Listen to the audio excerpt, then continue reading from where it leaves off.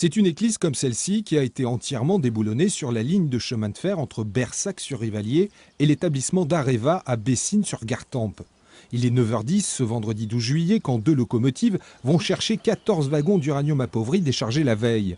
C'est à ce moment-là, à 2 km de la destination, qu'une des 2 motrices quitte brutalement les rails. Les constatations faites par les forces de l'ordre, par la gendarmerie, sont que l'éclisse qui joignait les 2 rails a été dévissée, quelques sabots qui maintenaient les rails sur les traverses ont été enlevés et la voie a été soulevée avec l'intention manifeste de faire dérailler les motrices. Nous sommes très émus parce que nous pensons d'abord aux cheminots qui conduisaient ces motrices et c'est la raison pour laquelle nous avons porté plainte hier. C'est un acte inqualifiable. Fort heureusement, il n'y a pas eu de victimes. Mais le geste aurait pu être lourd de conséquences. Le jour même, un groupe d'antinucléaires a revendiqué le sabotage de la voie en envoyant un communiqué à la rédaction du quotidien Le Populaire afin de protester contre l'ouverture du nouveau musée de la mine Eureka.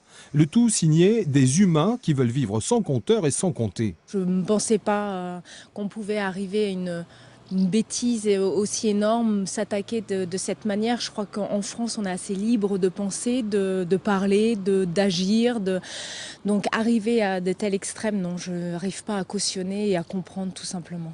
Le 4 juillet dernier, un petit groupe d'antinucléaires en combinaison blanche et masquée a jeté des poubelles par-dessus l'enceinte du site Areva. Le déraillement de vendredi dernier fait donc suite à une série d'incidents.